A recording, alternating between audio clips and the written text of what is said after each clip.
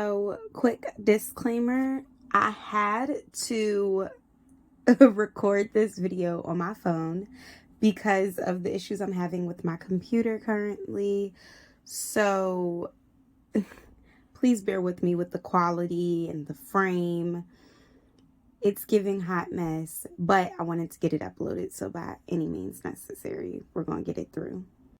Hi everyone, thank you for stopping by my channel. It's Boosh Ray here. If you're a returning subscriber, I just want to say thank you, and if you're new, go ahead and hit that subscribe button. As you can see by the title, today I just have a quick video of some tips when traveling to San Juan. Recently I just went to San Juan, Puerto Rico, and I just wanted to share some of the things I found helpful. Before I do that, I do want to say that there will be a vlog coming out. I wanted to do the vlog first.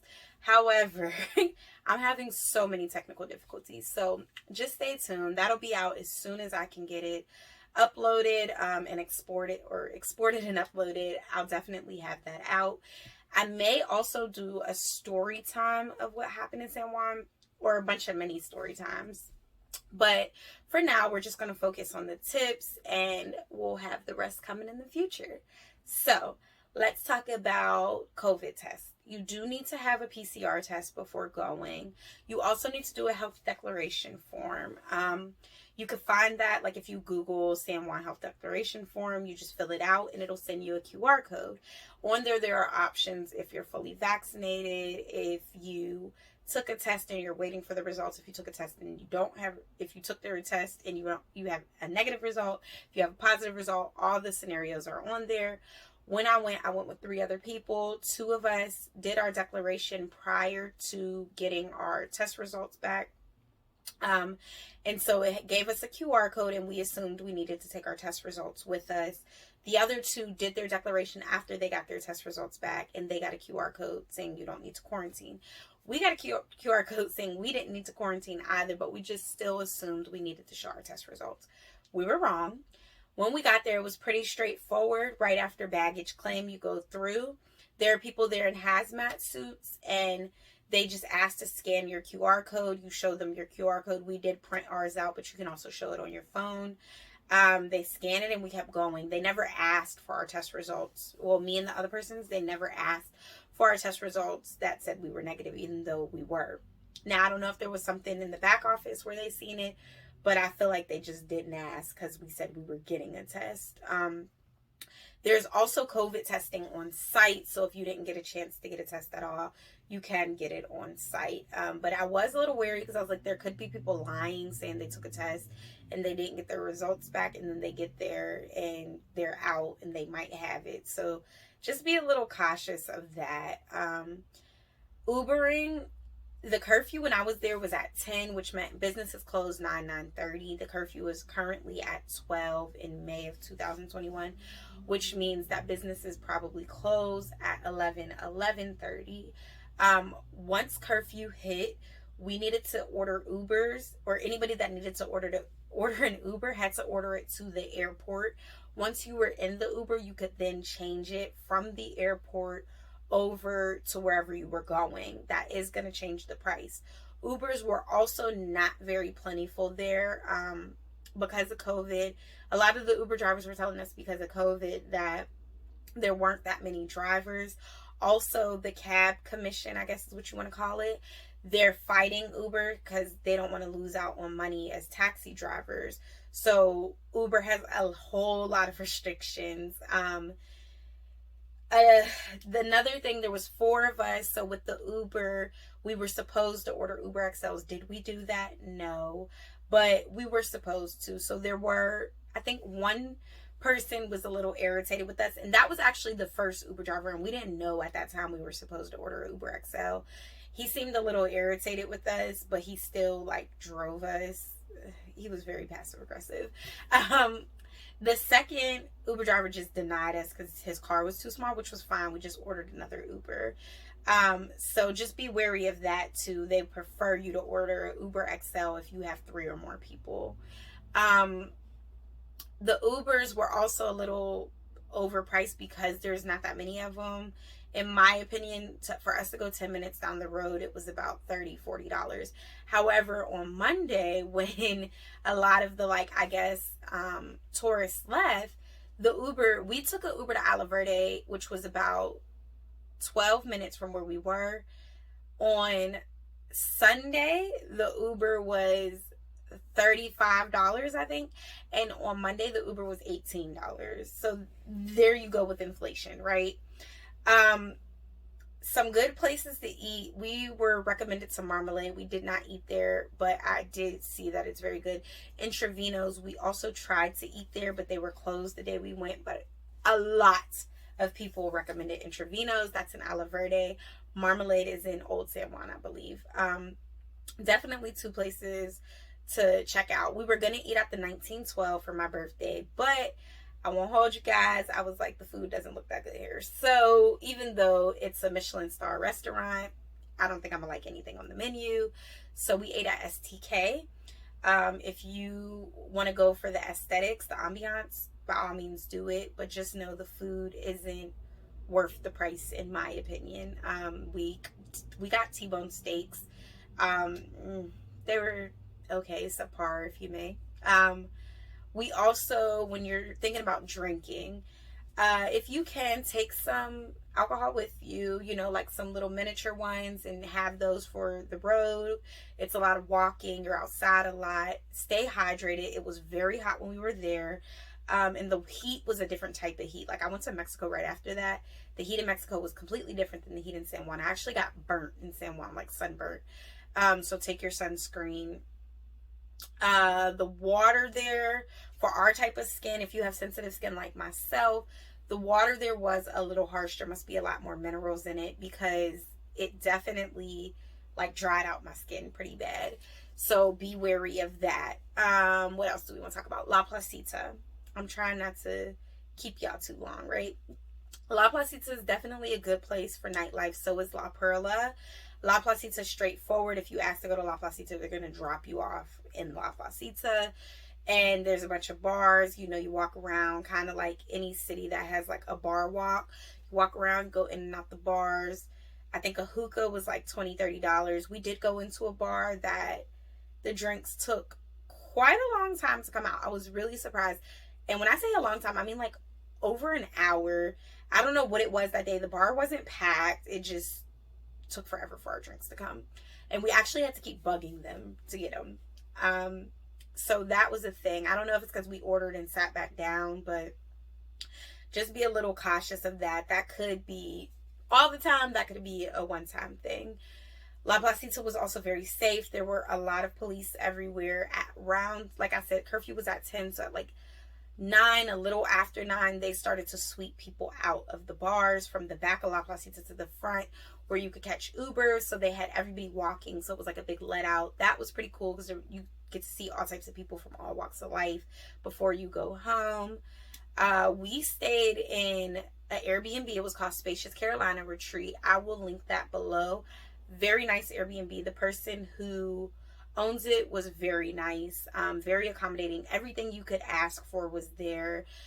Soap, shampoo, all of that was there. The only thing is, it's right next to a house with roosters. Now, even though we never seen the roosters, you could hear them. So after the first day, we did get used to it. But if that's going to be something that bothers you, I would just take that into consideration. However, that place was nicely priced. And it was about, like I said, 15 to 20 minutes from everywhere. Ala Verde Beach was the better beach between Ala Verde and Condado. Those are the two beaches we visit. Ala Verde was a bit bigger. The sand was cleaner. Not a bit, it was a lot bigger. The sand was cleaner. And I keep looking up, y'all, because I'm thinking. And the umbrella and like chair rentals weren't too expensive. I think it was $10 for an umbrella, $5 for a chair. Not bad at all. And there were no time limits. When we ordered it, it was no time limit. So I would definitely, and there was like a lot of people there. I think that's where like most of the locals go. So there was a lot of people there drinking, just enjoying their Sunday afternoon. Plus, when you leave that beach, there are hotels, and Trevino's is in that area, as well as like other restaurants.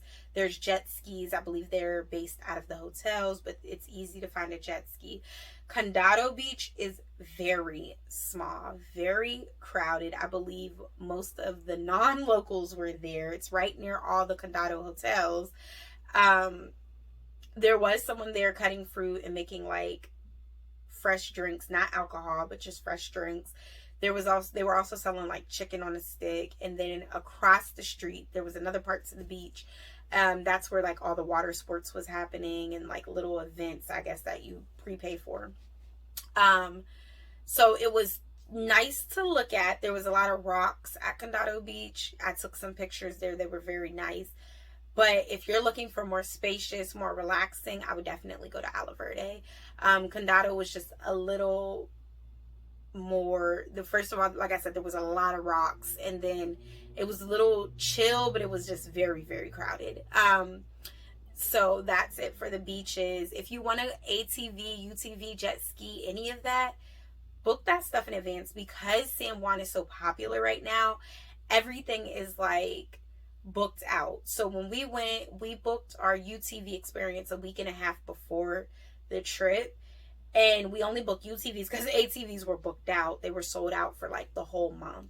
So I would definitely book early. You can book on Viator, and let's say you're thinking about doing an excursion and you're not sure, you could book it for the date you want to do it. You don't pay up front, and then when you get there you would pay. So it's book now, pay later. So you book it, and then not when you get there, sorry, 2 days prior to the excursion is when you pay it. So if you're going to do excursion the day you get there, it would be 2 days prior, and you put a card on file, but they don't charge it.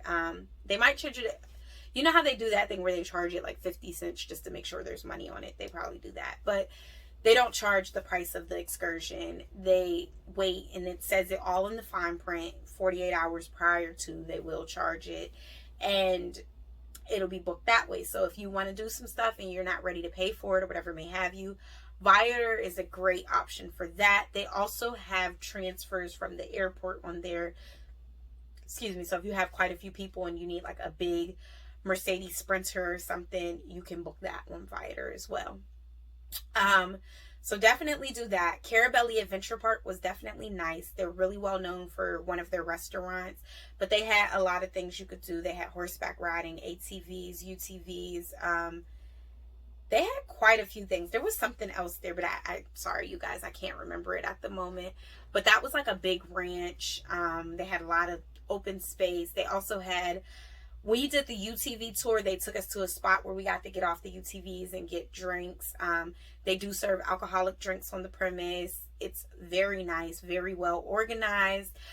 Take your bug spray, but that was very beautiful. So I definitely recommend Cara Adventure Park. Let me see. We talked about the Ubers. We talked about the beaches. Alcohol, they do serve it, and not serve it, but they sell like wine and stuff in what's that store? Walgreens. So you can go to one of the little stores and get, like, we got a box of the sangria pouches, and we drank those while we were there. That got us on, and it was easy to carry. La Perla is behind Old San Juan. So when you go to La Perla, they'll drop you off like at the sign or down in San Juan, and you need to walk up and through it. When we got to the sign, I was like, okay, is this it? It's not it. Go down by Carmelo Anthony's court and keep walking, and you'll run into it. La Perla is definitely the nightlife for you if you want to dance, if you want to stay out later than curfew, because they did stay open later than curfew until they got shut down. They did stay open. A lot of people were smoking. So if you smoke, if you're 420 friendly, that's the area for you. A lot of the establishments were not complaining. People were smoking in there, so they were 420 friendly. They were serving drinks, and like I said, our curfew was at 10, and we were out to about 12 that night until it got like shut down. So definitely a thing to think about, because curfew is currently 12, but maybe you want to stay out till 2. La Perla, go to La Perla. I definitely recommend it. It was safe enough for us. We didn't feel at threat anywhere. It might look a little rough, but I didn't feel like I was in any imminent danger, and there were other tourists out there. So yeah, I think we touched everything, you guys. We talked about the beaches. We talked about the Uber, drinking. Like I said, I would buy little drinks instead of getting mixed drinks. I do believe it was up in open cup because we were drinking out on the street. La Perla is the better nightlife in my opinion than La Placita, but I like my nightlife a little ratchet, so La Perla. Definitely you could choose to stay at a hotel or Airbnb. I will link our Airbnb below. If you guys have any other questions or y'all want to know anything else, please feel free to comment down below and ask, and I will respond to you in the best way I know how. Other than that, I think we're done here. Just stay tuned for that vlog. It's going to be coming out. It's going to be a lot of fun. I could go on and on about how pissed I am about that vlog not uploading, but we're going to leave it. But I hope that you guys enjoyed this video. If I can help you with anything else, I'd be glad to. And I can't wait to see you in my next one. Bye-bye.